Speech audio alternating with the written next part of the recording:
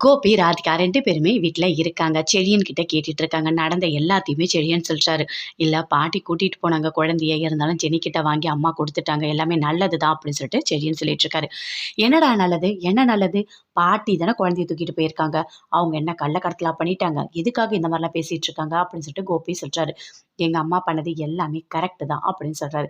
அதுக்கு ராதிகா சொல்றாங்க, "பண்றதெல்லாம் தப்புங்க. என்னதான் இருந்தாலும் குழந்தைய அம்மா கிட்டேருந்து பிரிக்கக்கூடாது. அது ரொம்ப பெரிய தப்பு. பாக்கியா கரெக்ட்டா தான் பண்ணியிருக்காங்க அப்படின்னு ராதிகா சொல்றாங்க. என்ன கரெக்ட்டா பண்ணியிருக்கா? குழந்தைய வந்து நீ குலதெய்வ கோயிலுக்கு கூட்டிட்டு போக வேண்டியது தானே. எங்க அம்மா எது பண்ணாலும் அது கரெக்ட்டா தான் இருக்கும் அப்படின்னு சொல்லிட்டு கோபி சொல்றாரு. இல்ல நான் ஜெனி கிட்ட குழந்தைய குடுக்கணும். அதனால தான் நான் திருச்செந்தூர் போயிட்டு அம்மா கிட்ட போயிட்டு குழந்தைய குடுத்தேன் அப்படின்னு சொல்லிட்டு செடியும் சொல்லிட்டு அங்கருந்து போயிட்டாரு. கோபி பயங்கர கோவமா இருக்காரு. கோபி இருக்கும்போது ஈஸ்வரி வராங்க.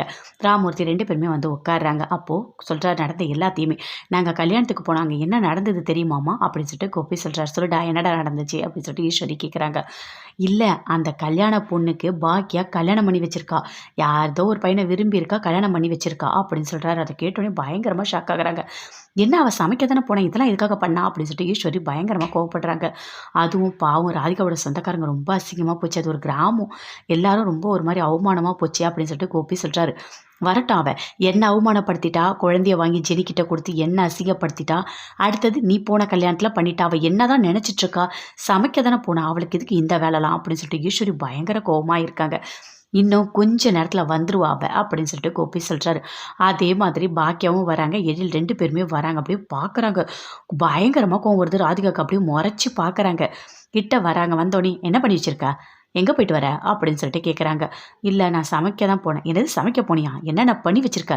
"என்ன அசிங்கப்படுத்தி ஒரு வழியா பண்ணி குழந்தைய ஜெனிகிட்ட வாங்கி குடுத்துட்டேன். ரொம்ப சந்தோஷமா இருக்குமா? ரொம்ப சந்தோஷமா இருக்கு நீ பண்றது. நீ அப்படியே உள்ள வர வேண்டாம். உனக்கு நான் ஆரத்திலாம் காமிச்சுட்டு அதுக்கப்புறம் வரியா?" அப்படின்னு சொல்றாங்க. "என்னாத்த இப்படி பேசிட்டு இருக்கீங்க? என்ன மருந்து மாத்திரைலாம் நல்லா சாப்பிட்டீங்களா? உடம்பு எப்படி இருக்கு?" அப்படின்னு பாக்கியா கேட்குறாங்க. "என் உடம்ப பத்தி நீ எதுக்கு கவலைப்படுற? நீ என்ன அவமானத்தான படுத்துன. நீ பேசாத. என்ன எதுவுமே தெரியாத மாரி அப்படி சகஜமா பேசிட்டு இருக்க?" அப்படின்னு சொல்லிட்டு பயங்கர கோவமா பேசுறாங்க ஈஸ்வரி. ராதிகா கேட்குறாங்க, "நீங்க எதுக்காக போய் கல்யாணம் பண்ணி வச்சீங்க? உங்க பொண்ணா இருந்தா இப்படி பண்ணுவீங்களா? எதுக்காக எங்க அண்ணன் பொண்ண அசிங்கப்படுத்துனீங்க? எதுக்காக இப்படி பண்ணீங்க?" அப்படின்னு சொல்லிட்டு ராதிகா பயங்கர கோவமா திட்டுறாங்க. "இல்ல அவங்க விரும்புனாங்க. அதனால தான் நான் கல்யாணம் பண்ணி வச்சேன்." அப்படின்னு பாக்கியா சொல்றாங்க. "நீங்க யாருங்க? நீங்க யாரு கல்யாணம் பண்ணி வைக்க?" அப்படின்னு சொல்லிட்டு ராதிகா சொல்றாங்க. "இல்ல ஒரு ஹெல்ப்பா தான் பண்ணேன்." "என்ன ஹெல்ப் பண்ணீங்க? நீங்க பண்ணது எவ்வளோ பெரிய தப்பு தெரியுமா?" அப்படின்னு சொல்லிட்டு ராதிகா சொல்றாங்க. "இல்ல விரும்பினவங்க அவங்க கூட சேர்ந்து வாழ்ந்தா தான் நல்லாருக்கும். அதனால தான் பண்ணேன். இப்ப எதுக்காக எங்க அம்மாவ மாத்தி மாத்தி எல்லாரும் திட்டிட்டே இருக்கீங்க?" அப்படின்னு சொல்லிட்டு எழில் கேட்குறாரு. "என்னடா என்ன? உனக்கு என்ன பிரச்சனை இப்போ? இவ இவ்ளோ தப்பு பண்ணிட்டு வந்திருக்கா, கேட்காம இருப்பாங்களா? இவ வீட்டுக்குள்ள பூனை மாதிரி அமைதியா இருக்கும்போதே குடும்பம் நல்லா இருந்தது. இவ எப்போ வீட்டு வாசல தாண்டி நான் பிசினஸ் பண்றேன்னு போனாலோ, அன்னையிலருந்து வீட்ல நிம்மதியே கிடையாது. ஏதாவது ஒரு பிரச்சனை பண்ணிட்டே இருக்கா." அப்படின்னு ஈஸ்வரி பயங்கர கோவமா கத்துறாங்க. அத கேட்டோனே பாக்கியாவுக்கு பயங்கரமா கோவம் வருது. அப்படியே கையெடுத்து கும்பிடுறாங்க. "மன்னிச்சுடுங்க, மன்னிச்சுடுங்க. எல்லாரும் என்ன மன்னிச்சுடுங்க. Sorry, sorry, sorry." அப்படின்னு சொல்லிட்டு அங்கருந்து உள்ள வராங்க. வந்து டேபிள்ல உட்கார்றாங்க. "என்னடா பண்ண சொல்ற? சாரி கேட்டு தான் ஆகணும். இல்லன்னா இவங்க நாள் ஃபுல்லா பேசுவாங்க. நாள் ஃபுல்லா பேசுறதெல்லாம் நம்மளால கேட்க முடியாதுடா. அதனால தான் மன்னிச்சுடுங்கன்னு ஒரே வார்த்தை கேட்டுட்டு வந்துட்டேன்." அப்படின்னு பாக்கியா சொல்றாங்க.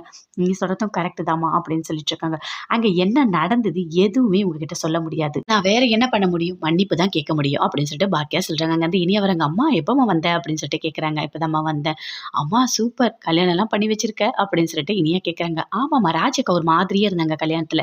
அவங்க லவ் பண்ணியிருக்காங்க போல. நீ கல்யாணம் பண்ணி வச்சலாம் சூப்பர்மா. நீ நல்லா பண்றம்மா." அப்படின்னு சொல்லிட்டு இனியா சொல்றாங்க. "பாத்தியாம்மா எப்படி பேசிட்டு இருக்கா அவ? ரொம்ப சப்போர்ட் பண்ணி பேசிட்டு இருக்கா. அங்க உன்ன திட்டுறாங்க. இவ புகழ்ந்து பேசிட்டு இருக்கா." அப்படின்னு சொல்லிட்டு எழில் சொல்றாரு. "இங்க பாருடி, அம்மா இதெல்லாம் பண்ணி வைக்கிறேன்னு சொல்லிட்டு நீ அந்த தப்புலாம் பண்ணக்கூடாது." அப்படின்னு சொல்லிட்டு இனியா கிட்ட சொல்றாங்க. "அம்மா நான் அதெல்லாம் பண்ண மாட்டேம்மா." அப்படின்னு சொல்லிட்டு இனியா சொல்றாங்க. அதுக்கு எழில் சொல்றாரு, "இங்க பாரு இனியா, உனக்கு யாராவது பிடிச்சா கூட தப்பே கிடையாது. நீ வீட்ல வந்து சொல்லு. கண்டிப்பா உனக்கு நான் சப்போர்ட் பண்றேன். ஆனா அந்த பையன் நல்ல பையனா இருக்கணும்." அப்படின்னு சொல்றாரு.